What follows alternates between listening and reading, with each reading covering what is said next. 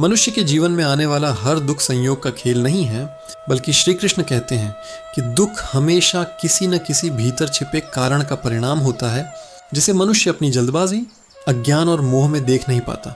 दुख तभी जन्म लेता है जब मनुष्य स्वयं अपने भीतर के सत्य से दूर होकर बाहरी वस्तुओं में, बाहरी लोगों में और क्षणिक सुखों में अपना आधार खोजने लगता है। जब आधार गलत होता है तो परिणाम भी दुखद होता ही है। मनुष्य सोचता है कि दुनिया उसे दुख देती है, लोग उसे दुख देते हैं, परिस्थितियां उसे तोड़ देती हैं, परंतु श्री कृष्ण बार बार समझाते हैं कि दुख की असली जड़ बाहर नहीं, भीतर है। भीतर का मोह, भीतर की अपेक्षा, भीतर का आग्रह, भीतर का अहंकार, यही वह बीज है जो जीवन में दुख का वृक्ष बनकर खड़ा हो जाता है। दुख का आरंभ तब होता है जब मनुष्य दुनिया को वैसा देखने की कोशिश करता है जैसा वह चाहता है, न कि जैसा वह वास्तव में है। यह संघर्ष, ये विरोध, ये टकराहट ही दुख को जन्म देती है। श्री कृष्ण कहते हैं, दुख का मूल कारण तुम्हारी अपेक्षाएं हैं। मनुष्य जितनी अधिक अपेक्षा करेगा उतनी ही अधिक निराशा पाएगा। अपेक्षा टूटती है तो हृदय भी टूटता है। मनुष्य दूसरों से अच्छे व्यवहार की आशा करता है, लेकिन वह भूल जाता है कि हर व्यक्ति अपनी प्रकृति से चलता है, तुम्हारी इच्छा से नहीं। लोग उसी प्रकार व्यवहार करते हैं जैसा उनका स्वभाव, उनका संस्कार, उनका अनुभव उन्हें करने देता है। लेकिन मनुष्य चाहता है कि सभी उसके मन के अनुसार चलें। जब यह नहीं होता तो दुख उत्पन्न होता है। दुख का दूसरा बड़ा कारण है अहंकार। अहंकार वह दीवार है जो मनुष्य को सत्य देखने नहीं देती। अहंकार कहता है सब गलत है, मैं सही हूँ। अहंकार कहता है दुनिया मुझे समझे। अहंकार कहता है मेरा सम्मान कोई न छीने। जब अहंकार को चोट लगती है तब दुख होता है।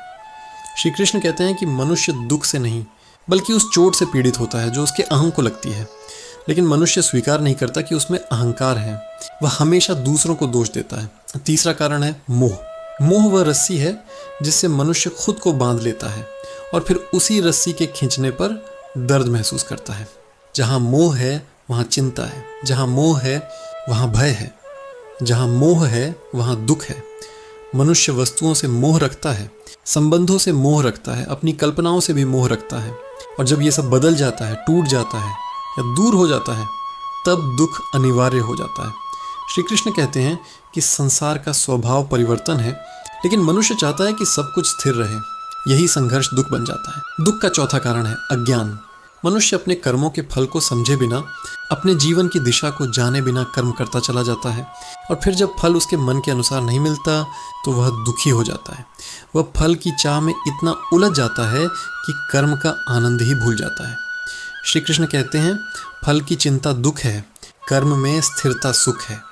जब मनुष्य केवल फल देखकर कर्म करता है तब वह परिणाम को देखकर टूट जाता है। लेकिन जो व्यक्ति समत्व में रहता है वह सफलता और असफलता दोनों को समान भाव से स्वीकार करता है, और यह स्वीकार ही दुख को समाप्त करता है। पांचवा कारण है इच्छाएं। इच्छाओं का कोई अंत नहीं है। एक इच्छा पूरी होती है तो दूसरी खड़ी हो जाती है। इच्छा पूर्ति सुख नहीं देती बल्कि नई इच्छाओं की भूख बढ़ाती है, और जब इच्छा पूरी नहीं होती तब दुख जन्म लेता है। इसलिए श्री कृष्ण कहते हैं कि इच्छा नहीं, संतोष सुख देता है, लेकिन मनुष्य संतोष सीखना ही नहीं चाहता। छठा कारण है तुलना। संसार में कोई भी दुख तुलना जितना खतरनाक नहीं है। तुलना मनुष्य को वह सब भुला देती है जो उसके पास है, और उसे उस चीज़ की ओर धकेल देती है जो उसके पास नहीं है। इससे मन में जलन, क्रोध, हीन भावना और असंतोष पैदा होता है, और यही असंतोष दुख का सबसे बड़ा कारण है। दुख का सातवां कारण है अतीत का पछतावा और भविष्य का भय। मनुष्य वर्तमान में जीना नहीं चाहता। उसका मन या तो अतीत में अटका रहता है जहाँ वह जो हुआ उसे बदल नहीं सकता, या भविष्य में दौड़ता रहता है जहाँ वह जो होगा उसे जान नहीं सकता। इस बीच वर्तमान खो जाता है और उसके साथ खो जाती है शांति। श्री कृष्ण कहते हैं जो वर्तमान में जीना सीख लेता है वह दुख से बच जाता है, लेकिन जो अतीत को पकड़े बैठा है उसका मन भारी रहता है, और जो भविष्य के भय से ग्रस्त है उसका मन बेचैन रहता है। दुख का आठवां कारण है नियंत्रण की लालसा। मनुष्य हर चीज़ और हर व्यक्ति को नियंत्रित करना चाहता है। वह चाहता है कि दुनिया उसकी इच्छा से चले, परिस्थितियां उसकी सोच के अनुसार बदलें, लोग उसके हिसाब से व्यवहार करें। लेकिन जब उसे असलियत का पता चलता है कि वह कुछ भी नियंत्रित नहीं कर सकता, तब उसके भीतर दुख, असंतोष और गुस्सा पैदा होता है। श्री कृष्ण यही समझाते हैं कि नियंत्रण की चाह दुख है, समर्पण शांति है। जब तक मनुष्य जीवन के प्रवाह को स्वीकार नहीं करेगा, उसके भीतर दुख बना रहेगा। और सबसे गहराई का कारण है कर्मफल। हर दुख का बीज कभी न कभी मनुष्य ने ही बोया होता है। जिस प्रकार बोए हुए बीज से ही वृक्ष उगता है, उसी प्रकार किए गए कर्मों से ही फल मिलता है। मनुष्य भूल जाता है कि आज का दुख कल के कर्मों का परिणाम है और आज के कर्म कल के सुख दुख का आधार है। श्री कृष्ण इसलिए कहते हैं, अपने कर्म सुधारो, जीवन स्वयं सुधर जाएगा। लेकिन मनुष्य कर्म नहीं सुधारता, केवल परिणाम बदलना चाहता है। दुख का अंतिम कारण है मन का अशांत होना। मन जितना चंचल होगा, दुख उतना ही प्रबल होगा। मन जितना स्थिर होगा, दुख उतना ही कमजोर पड़ जाएगा। मन ही दुख का कारण है और मन ही सुख का द्वार। इसलिए श्री कृष्ण कहते हैं, मनुष्य का मन ही उसका मित्र है और मन ही उसका शत्रु। जब मनुष्य अपने मन को जीत लेता है, तब दुख उसका स्पर्श भी नहीं कर सकता। दुख का असली स्वरूप समझने के लिए श्री कृष्ण बार बार बताते हैं कि मनुष्य जिस संसार को बाहरी मानकर उससे लड़ता है, वह वास्तव में उसके भीतर का ही प्रतिबिंब है। जो संघर्ष बाहर दिखता है, वह पहले मन के भीतर जन्म लेता है, और जब मन अशांत होता है तो हर परिस्थिति दुखद लगने लगती है। यही कारण है कि दो मनुष्य एक ही स्थिति में होते हुए भी अलग अलग अनुभव करते हैं। एक टूट जाता है और दूसरा सीख लेता है। श्री कृष्ण कहते हैं कि दुख का कारण परिस्थिति नहीं, बल्कि परिस्थिति को देखने का दृष्टिकोण है। जो दृष्टिकोण गलत हो जाता है, जब मनुष्य चीज़ों को अधूरा समझता है, जब उसका मन निराशा के रंग से रंगा होता है, तब उसे हर दिशा में दुखी दिखाई देता है। लेकिन जब मन स्थिर हो जाता है, जब व्यक्ति अपने भीतर झांकना सीख जाता है, तब वही परिस्थिति ज्ञान का द्वार बन जाती है। इसलिए दुख वास्तव में मनुष्य का शत्रु नहीं, उसके विकास का मार्ग है। लेकिन यह बात केवल वही समझ सकता है जिसकी दृष्टि दिव्य हो जाती है। श्री कृष्ण कहते हैं कि दुख तभी दुख लगता है जब मनुष्य उसे अस्वीकार करता है। जैसे ही स्वीकार उत्पन्न होता है, दुख अपनी शक्ति खोने लगता है, क्योंकि दुख का आधा बोझ तो अस्वीकार में ही छिपा होता है। मनुष्य जितना भागता है, दुख उतना पीछा करता है। जैसे ही वह रुक कर देखता है, समझता है और स्वीकार करता है, दुख बदलने लगता है। ये वही सत्य है जिसे श्री कृष्ण अर्जुन को युद्ध भूमि में समझाते हैं कि दुख का कारण बाहरी युद्ध नहीं है, बल्कि भीतर की उलझन है। जब भीतर शांति हो तो बाहरी युद्ध भी मनुष्य को विचलित नहीं कर सकता, और जब भीतर भ्रम हो तो छोटा सा विवाद भी पर्वत समान लगता है।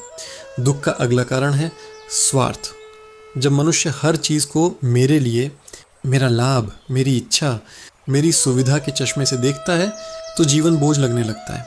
लेकिन जब दृष्टि बदलती है, जब व्यक्ति सेवा के भाव में जीना शुरू करता है, तब धीरे धीरे दुख घुलने लगता है। श्री कृष्ण यही कहते हैं, निष्काम भाव मुक्त करता है, स्वार्थ बांधता है। लेकिन मनुष्य स्वार्थ छोड़ना नहीं चाहता, परिणाम बदलना चाहता है। यही दुख उत्पन्न होता है। दुख का और भी बड़ा कारण है मन की अनियंत्रित गति। मनुष्य का मन बिना लगाम के घोड़े जैसा है। वह अतीत में भागता है, भविष्य में दौड़ता है और वर्तमान में भटकता है। इस भाग दौड़ में मनुष्य खुद को खो देता है। श्री कृष्ण कहते हैं, जिसने मन को अनुशासित कर लिया, उसने संसार को जीत लिया। लेकिन मन को अनुशासित करने के लिए शांति चाहिए, और मनुष्य शांति ढूंढता है बाहरी वस्तुओं में, जबकि शांति केवल भीतर उत्पन्न होती है। जब तक मनुष्य बाहरी चीज़ों पर निर्भर रहेगा, लोगों की प्रशंसा पर, चीज़ों की प्राप्ति पर, परिस्थितियों की अनुकूलता पर, तब तक दुख बना रहेगा, क्योंकि बाहरी कुछ भी स्थायी नहीं है। और जहाँ अस्थिरता हो, वहाँ दुख स्वाभाविक है। दुख का बड़ा कारण है असिद्धि का भय। मनुष्य असफल होने से इतना डरता है कि प्रयास करना ही छोड़ देता है। यह भय भीतर एक ऐसा दबाव पैदा करता है जो धीरे धीरे चिंता और तनाव का रूप ले लेता है। श्री कृष्ण समझाते हैं कि असफलता दुख नहीं देती, बल्कि प्रयास न करना दुख देता है। असफलता तो केवल एक परिणाम है, लेकिन जब मनुष्य उसे स्वयं की पहचान बना लेता है, तब दुख पैदा होता है। दुख का एक और गहरा कारण है अटकी हुई भावनाएं। मनुष्य अपनी भावनाओं को दबा देता है, व्यक्त नहीं करता, समझता नहीं, स्वीकार नहीं करता। ये दबी हुई भावनाएं मन के भीतर जहर की तरह जमा होने लगती हैं और समय आने पर दुख का रूप ले लेती हैं। श्री कृष्ण कहते हैं कि मन को शुद्ध किए बिना सुख संभव नहीं है, और मन तभी शुद्ध होगा जब वह भावनाओं को समझेगा, उन्हें स्वीकार करेगा और फिर उन्हें छोड़ देगा। दुख तब आता है जब मनुष्य पकड़ कर बैठता है, पुरानी यादें पकड़कर, छोटे पकड़कर, शब्द पकड़कर, घटनाएं पकड़कर। पकड़ ही दुख है, छोड़ देना ही शांति है। दुख का अगला कारण है अपराध बोध। मनुष्य अपने किए हुए कर्मों को याद करके स्वयं को ही दंडित करता रहता है।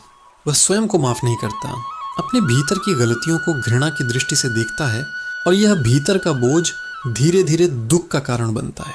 श्री कृष्ण कहते हैं कि पश्चाताप परिवर्तन का कारण बनना चाहिए, बोझ नहीं। लेकिन मनुष्य सीखने के बजाय अपने मन को दोषों की जंजीरों में बांध देता है। दुख का एक और कारण है अपना मूल्य गलत जगह लगाना। लोग खुद को दूसरों की राय से मापते हैं। अगर कोई तारीफ कर दे तो खुश हो जाते हैं, अगर कोई आलोचना कर दे तो टूट जाते हैं। ऐसा व्यक्ति हमेशा दुखी रहेगा क्योंकि उसने अपनी कीमत दूसरों के हाथों में दे दी है। श्री कृष्ण कहते हैं, जो स्वयं को जान लेता है वह किसी की राय से नहीं हिलता, लेकिन जो खुद को नहीं जानता वह हर शब्द से घायल होता है। दुख तब भी आता है जब मनुष्य अपने जीवन की तुलना किसी और के जीवन से करता है। तुलना ईर्ष्या पैदा करती है, ईर्ष्या जलन पैदा करती है और जलन शांति को नष्ट कर देती है। जहाँ शांति नहीं वहाँ दुख स्वतः पैदा होता है। दुख का एक और बहुत गहरा कारण है समय का स्वभाव न समझना। मनुष्य चाहता है कि अच्छे दिन ठहर जाए और बुरे दिन कभी आए ही नहीं, लेकिन जीवन की धारा दोनों को लेकर चलती है। जब मनुष्य इस धारा का विरोध करता है तब दुख उत्पन्न होता है। श्री कृष्ण कहते हैं, जो समय का सम्मान नहीं करता समय उसे दुख देता है। दुख का सबसे अंतिम और सबसे गहरा कारण है आत्मज्ञान का अभाव। जब मनुष्य खुद को शरीर मानता है, खुद को मन मानता है, खुद को अपनी उपलब्धियों, धन, संबंधों और पहचान से जोड़ लेता है, तब उसे हर परिवर्तन दुख देता है। लेकिन जब वह जान लेता है कि वह आत्मा है, अपरिवर्तनीय, शाश्वत, अजर, अमर, तब दुख का कोई आधार ही नहीं बचता।